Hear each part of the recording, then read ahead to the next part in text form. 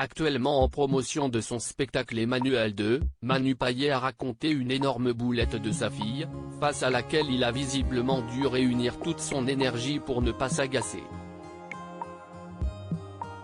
Une belle leçon de paternité.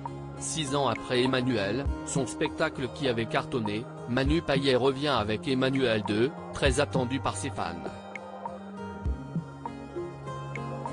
Depuis ce dernier spectacle, la vie de l'humoriste a été totalement chamboulée par l'arrivée de son premier enfant, une petite fille prénommée Lydie, née de ses amours avec sa compagne Pauline.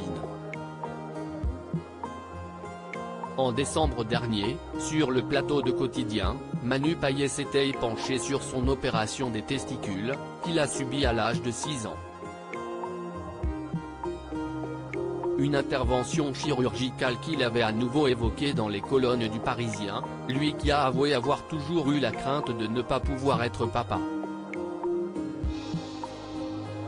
J'ai toujours eu peur que ça ne marche pas, qu'on me quitte à cause de ça, c'était ma grande angoisse depuis mon opération. Je me souviens très bien du jour où on m'a appelé pour me donner les résultats, j'étais dans ma voiture, rue de la Paix, j'ai pleuré, avait-il confié.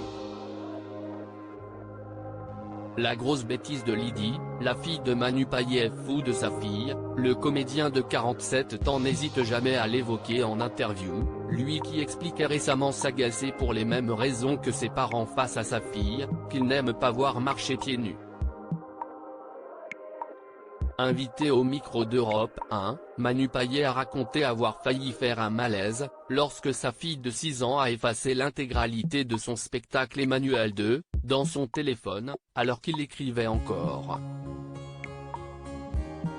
Et là, quand je me suis rendu compte que c'était ce qui s'était passé, que ma fille avait vraiment effacé le texte. Ma femme me regardait et m'a dit, mais qu'est-ce ce que t'as ? On dirait qu'il va faire un malaise.